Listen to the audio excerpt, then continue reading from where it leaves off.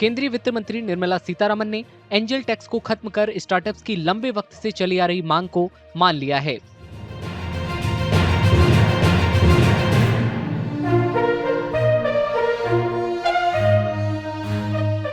ये tax startup और unlisted कंपनियों पर लागू होता है जब वे कंपनी के उचित बाजार मूल्य से ज्यादा कीमत पर घरेलू निवेशकों को शेयर जारी करके पूंजी जुटाते हैं। अतिरिक्त कमाई पर सरकार 30.6% एंजल टैक्स लगाती थी क्योंकि इसे दूसरे सोर्स से होने वाली इनकम माना जाता था। You know, it's so sad. The state government and central government spend more than 8 lakh crores a year on subsidies. But the startup sector, which creates employment for young people, gets peanuts. 1,000 crore is not going to shift anything for a very large $4 trillion economy today. They should have made it 50,000 crores over 5 years. But angel tax is abolished. But what they should do now is withdraw all cases against startups in the last 5 years under angel tax. Stop the harassment.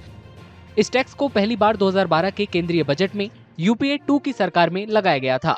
तब तत्कालीन वित्त मंत्री प्रणब मुखर्जी ने इसे निवेश के जरिए money laundering को रोकने के लिए लगाया गया टैक्स बताया था।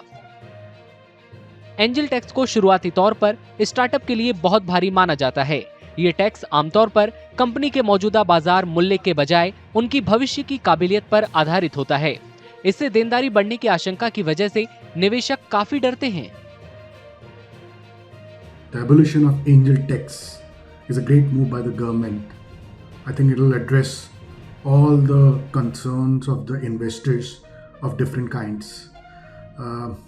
Especially, if you look at the funding in the last year or so, there has been a little decline. Obviously, there have been other reasons for it apart from the fact that there is an angel tax.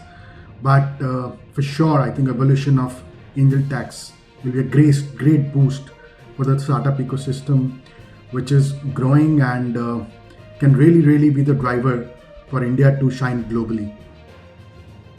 Hurun global unicorn index 2024 के मुताबिक startup ecosystem के धीमा होने की वजह से भारत में unicorn की संख्या में गिरावट आई है।